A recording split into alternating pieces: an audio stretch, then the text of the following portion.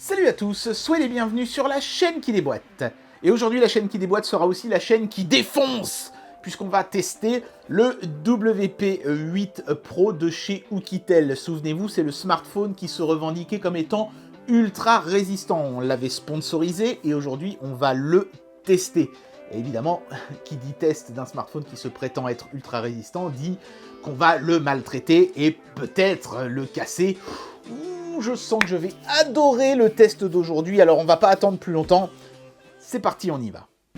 Et voici donc l'écran dans lequel se présente le WP8 Pro de chez Oukitel. Oui, je dis l'écran parce qu'on s'attendrait presque à trouver, vous savez, une rivière de diamants, un bijou là-dedans, alors qu'on est supposé avoir à l'intérieur un smartphone burné, quoi. Moi, j'aurais plutôt vu quelque chose, je sais pas, une boîte noire qui aurait imité un coffre-fort avec des impressions pour donner un côté balèze au truc. Et là, on est tout dans la finesse et tout ça. Enfin, je sais pas, ça va pas du tout avec le produit qui se trouve à l'intérieur. C'est pas une boîte moche, elle est magnifique, hein, avec le petit logo Oukitel doré dessus et tout. C'est très très beau, mais c'est un peu hors sujet, je trouve que, voilà. J'aurais pas imaginé un emballage comme ça pour un produit comme ça, pas du tout. À l'arrière, on a simplement les caractéristiques techniques, qui sont somme toute assez modestes, mais pas non plus complètement à la ramasse, hein. On a un octa-core, pardon, de chez Mediatek avec 4 Go de RAM et 64 Go de stockage. Les appareils photo font 16 mégapixels à l'arrière et 8 mégapixels à l'avant. Bon, ben, bien sûr, on retrouve les GPS et les trucs comme ça. Et une batterie de 500 mAh. Donc, c'est pas un téléphone qui va briller par ses performances incroyables. On sera même plutôt dans le bas du panier à ce niveau-là.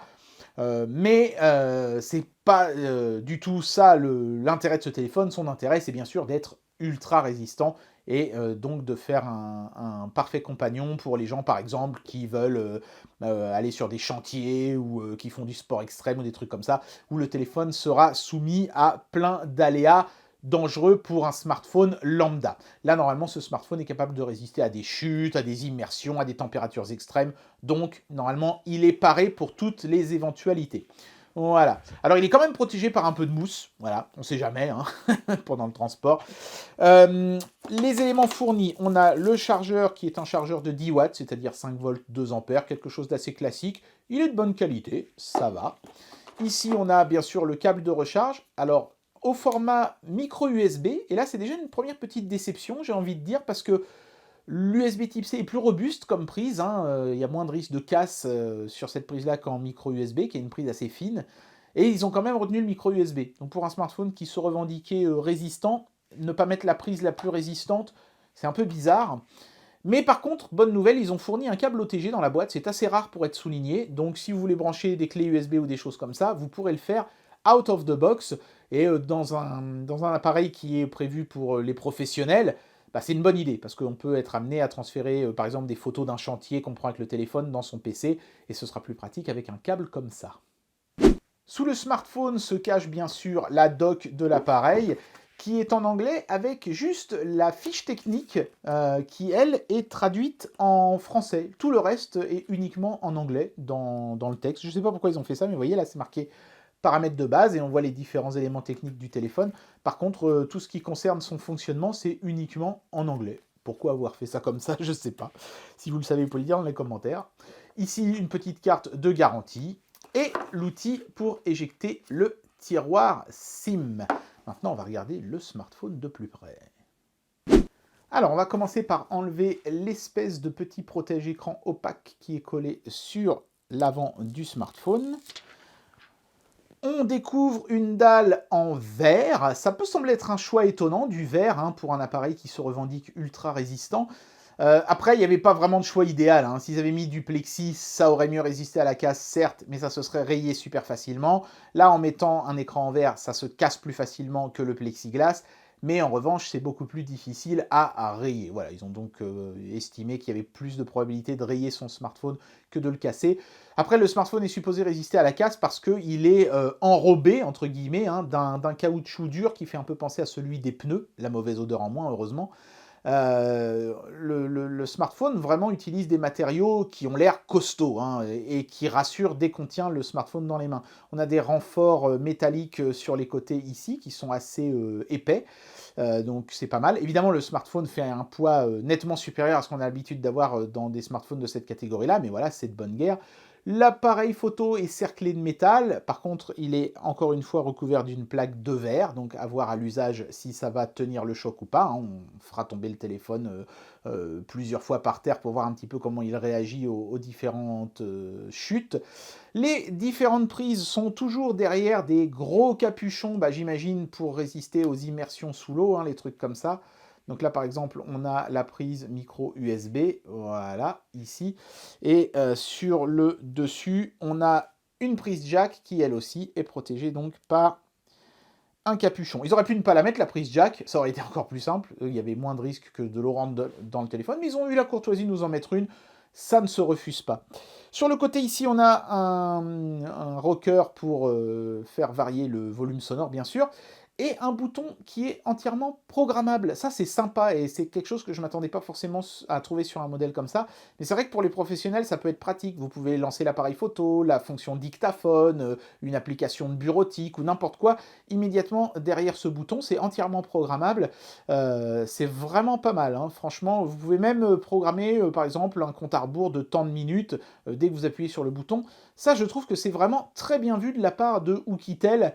Ils n'étaient pas obligés de le mettre, c'est comme pour la prise jack, on leur en aurait pas voulu, ils l'ont mis quand même, et ça fait vraiment plaisir.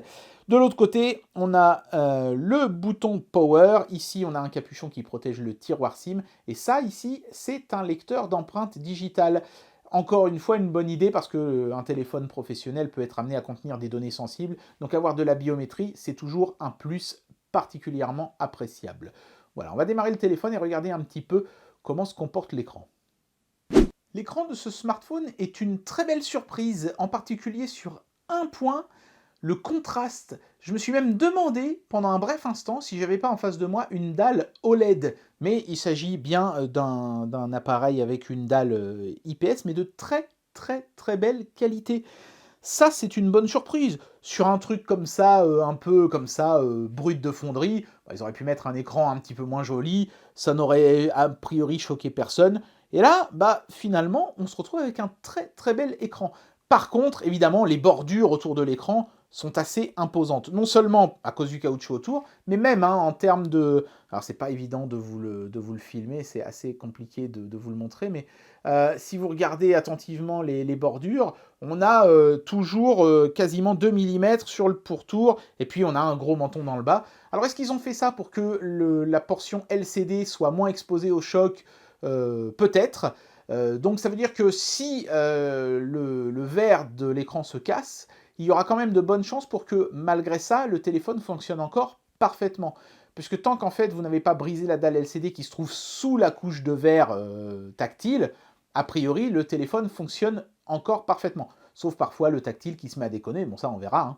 Hein. J'espère que ce téléphone résistera aux différents traitements qu'on va lui faire subir et qu'il finira le test sans être cassé, parce que j'aime pas trop moi casser du matériel, je trouve toujours que c'est un petit peu du gâchis, sauf les consoles de merde, mais ça c'est un cas un peu particulier.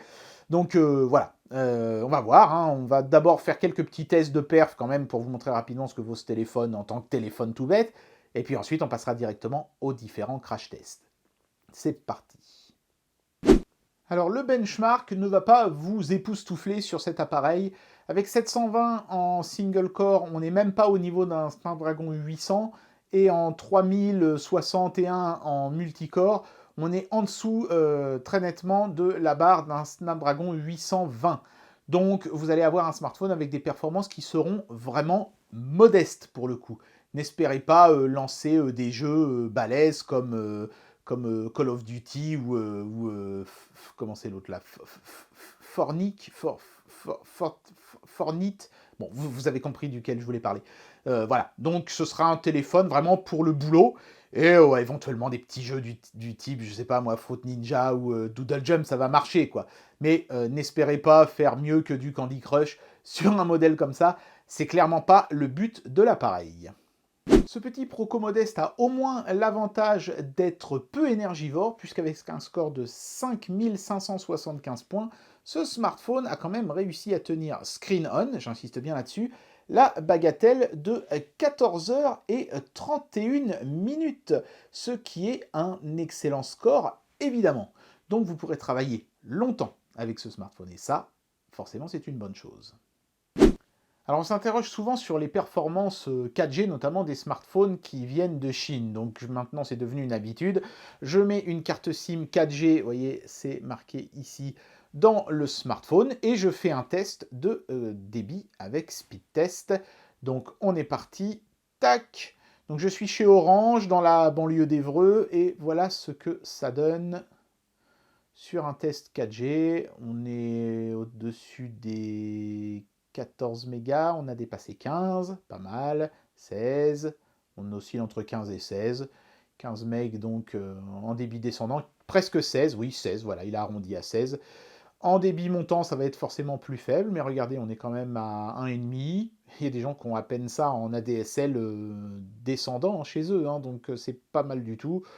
Ok, bien. Alors évidemment, ça dépendra grandement de votre opérateur, de la distance avec l'antenne et tout ce genre de choses. Mais voilà, le résultat final, 16 MB en descendant et 1 MB en ascendant, c'est franchement pas mal. On va voir ce que ça donne en Wi-Fi maintenant. Voilà, la carte SIM est retirée, je suis connecté désormais exclusivement en Wi-Fi. Le smartphone prend en charge le Wi-Fi 5 GHz, donc ça devrait nous permettre d'avoir un débit très raisonnable. C'est parti, on va voir. Donc là, je suis relié à une fibre Orange, toujours dans la banlieue d'Évreux. Ça devrait donc pas mal dépoter, et regardez ça. On a largement dépassé les 100 MB, on a dépassé les 110, 113, 112. Ouais, c'est franchement très bon. C'est très constant en plus. Il n'y a pas de perte de paquets ou de choses comme ça, semble-t-il. Ouais, c'est une puce qui peut monter jusqu'à 150 MB, manifestement, puisque là, regardez, en descendant, je vais encore plus vite. Je suis à 144. Donc, c'est pas le smartphone le plus rapide que j'ai jamais vu en Wi-Fi, mais avec sa prise en charge du 5 GHz, il dépasse néanmoins allègrement les 100 MB dans les deux sens. Donc oui, ce sera un très bon smartphone pour vos sessions de surf professionnelles. Ouais, ou pas, hein, vous n'êtes pas obligé d'acheter ce téléphone-là juste pour être un pro, après tout. Hein. Et puis n'oubliez pas, hein, ça peut aussi être pour les sportifs de haut niveau, après tout. Et, oh, vous ferez ce que vous voulez, ça ne me regarde pas. Ce genre de smartphone costaud peut également être un point positif pour les baroudeurs. Et qui dit baroudeur dit nécessité de pouvoir se retrouver dans la nature ou sur les routes. Et pour ça, il faut avoir une bonne puce GPS. On va lancer GPS test avec le Wi-Fi coupé, comme ça il ne peut pas tricher avec les éphémérides GPS. Ce sera uniquement la puce GPS qui va travailler. Et, bah voyez, le temps que j'appuie sur le bouton, il a eu le temps de faire son fixe. Ça n'a même pas pris 2 secondes. Et regardez ça, on capte plein de GPS, dont plusieurs carrément dans le vert. Donc vous n'aurez aucun problème pour vous localiser. Et vous l'avez constaté également, il y a une boussole fonctionnelle dans ce smartphone. Donc tout ce qu'il faut pour les baroudeurs en herbe. Bien vu. Allez, maintenant nous allons tester l'appareil photo du téléphone, parce que je sais que beaucoup de gens maintenant, désormais, et c'est normal, hein, mettent beaucoup d'espoir dans l'appareil photo de leur smartphone. Presque plus personne n'utilise d'appareil photo de nos jours, on fait les photos avec les smartphones, donc c'est important d'avoir un appareil photo de qualité. Et à l'arrière de ce téléphone, on a 3 objectifs. Donc forcément, moi à chaque fois je me pose la question de savoir à quoi ça sert d'avoir plusieurs objectifs. Qu'est-ce que ça va m'amener concrètement? Et sur ce smartphone, manifestement, la réponse, c'est le mode macro. Regardez par exemple, là je mets ma main, vous voyez comment ça fait. Ok, si je m'approche un peu trop, bah, ça devient flou et puis je vois plus rien. Mais si je me mets en mode macro, comme ça, hop, alors là, je peux approcher ma main beaucoup plus près. Regardez ça, on voit les détails de mes empreintes digitales, c'est vraiment bluffant.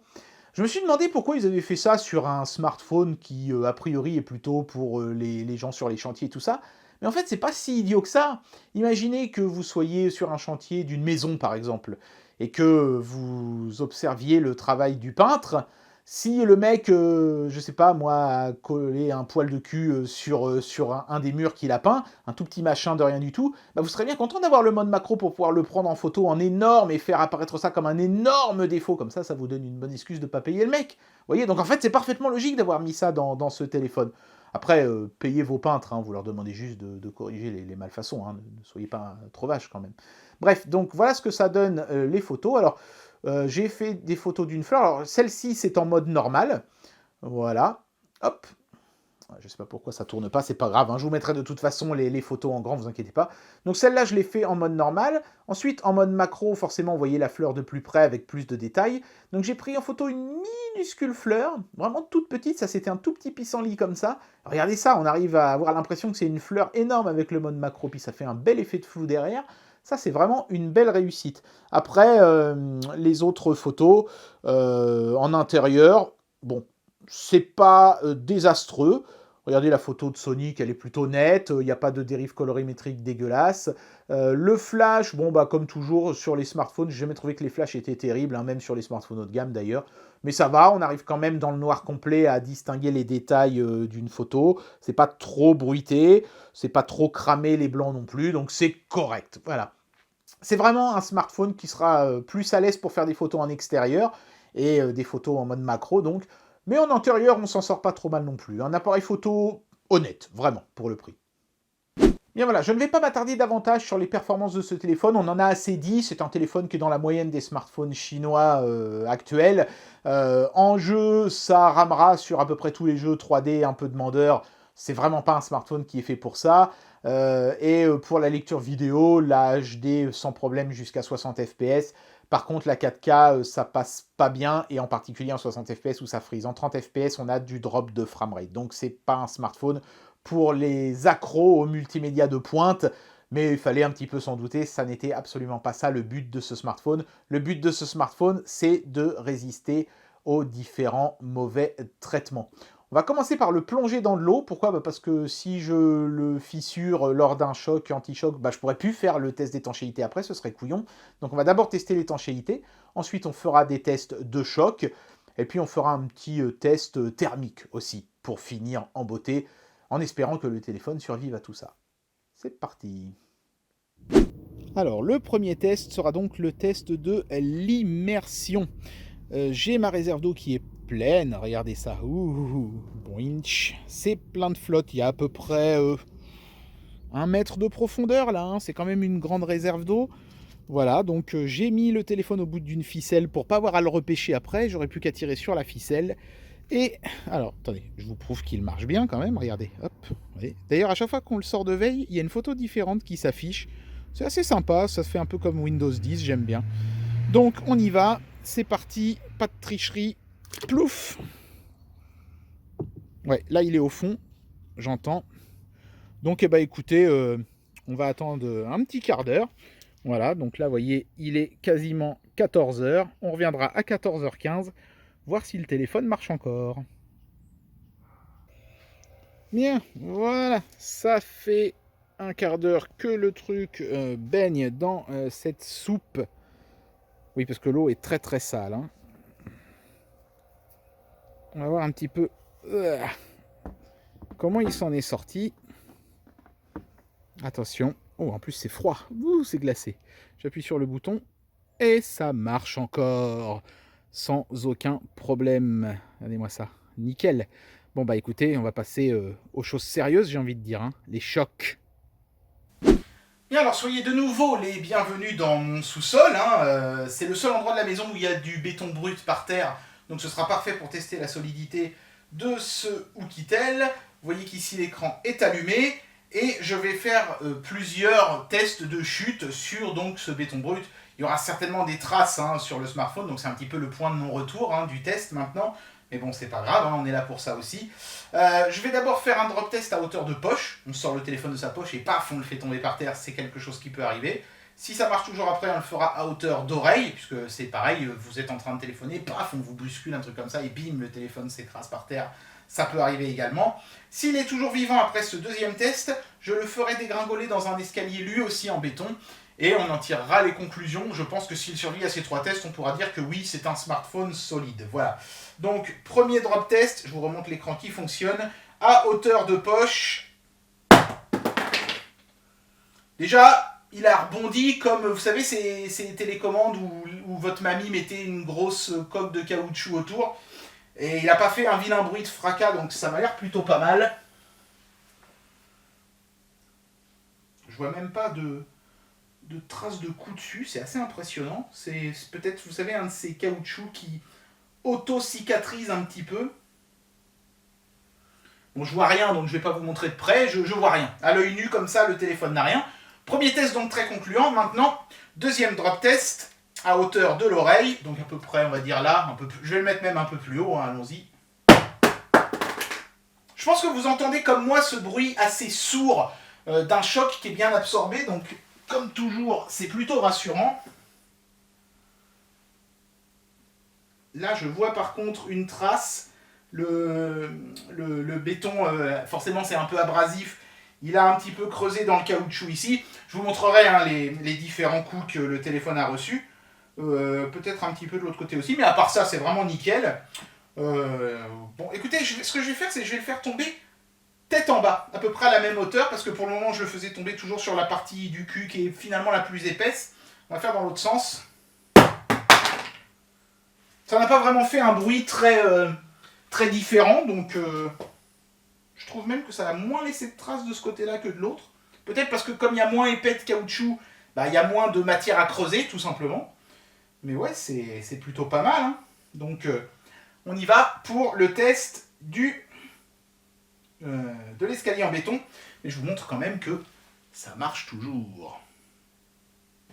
Voilà donc la chute dans l'escalier. Je vais pas le ménager, hein. Je vais vraiment le balancer bien comme il faut. Ouais, j'étais plutôt gentil. On va le faire une deuxième fois un peu plus hardcore. Donc on y va un peu plus balèze. Bah oui, comme le téléphone est lourd, il a tendance à assez vite s'immobiliser finalement. Là, j'ai quand même été un petit peu plus méchant. Mais le caoutchouc le fait rebondir assez haut. Donc finalement, du coup, il ne dégringole pas tant que ça dans les marches.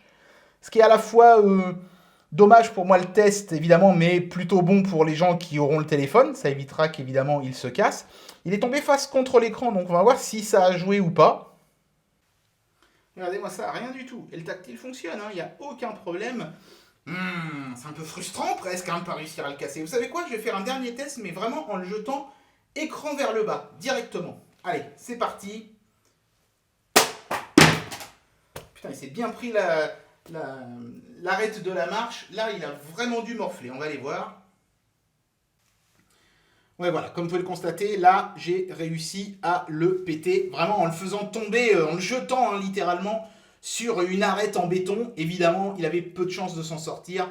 Mais néanmoins, regardez ça, hop, il fonctionne quand même encore parfaitement. Il y a juste la vitre qu'il faudrait remplacer. Et ce serait un téléphone parfaitement fonctionnel. Donc franchement, il s'en est pas trop mal sorti quand même. Bon alors j'avais prévu de prendre le smartphone dans un bloc de glace en le coulant dans de l'eau avant de le congeler. Mais dans la mesure où il est fendu maintenant, si je le mettais dans l'eau, il y aurait certainement des problèmes. Donc je vais directement le mettre au congèle sans plus de précautions que ça. Hop. Et on viendra voir ce que ça donne dans quelques heures. Bien alors plusieurs heures plus tard...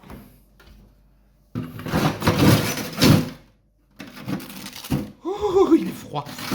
Oh, la vache. De l'autre côté. En tout cas, il est gelé le machin. Le bouton est très raide, forcément. Ok, je pense qu'il faut... Ah bah non, c'est bon. Il redémarre. Le machin marche encore.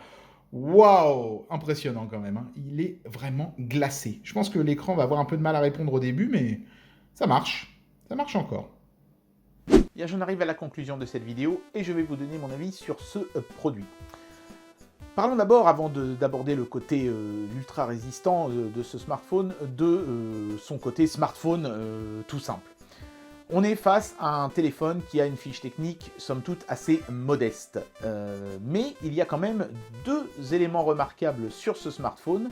D'abord l'autonomie, qui est vraiment très bonne. On dépasse les 14 heures d'autonomie allègrement, ça fait plaisir.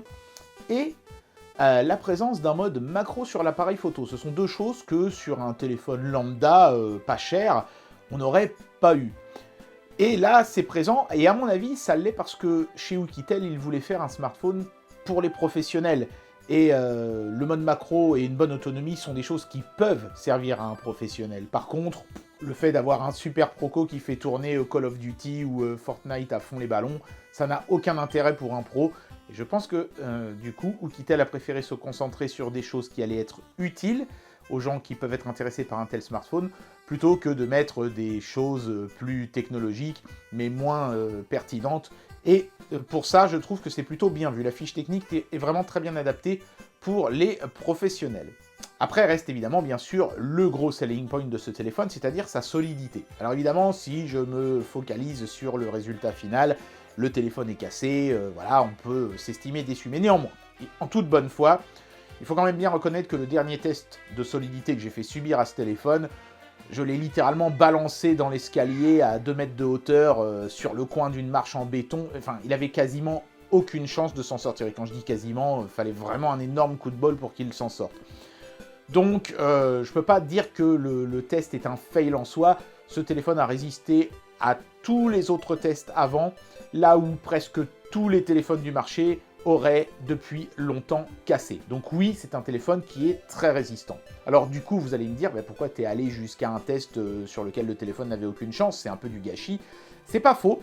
Ça m'a fait mal hein, de le faire, hein, je vais vous dire, mais la vraie raison, c'est que comme je vais certainement être amené dans le futur à tester d'autres smartphones ultra résistants comme celui-là, je voulais vous montrer voilà, jusqu'où on peut aller sans que ça casse et jusqu'où quelle est finalement la barre à franchir pour que ça casse. Et pour ça, il fallait bien que je le casse pour ne pas avoir finalement, j'ai envie de dire, à casser les autres modèles qui suivront derrière. Voilà, on sait jusqu'où on peut aller pour que ce téléphone résiste.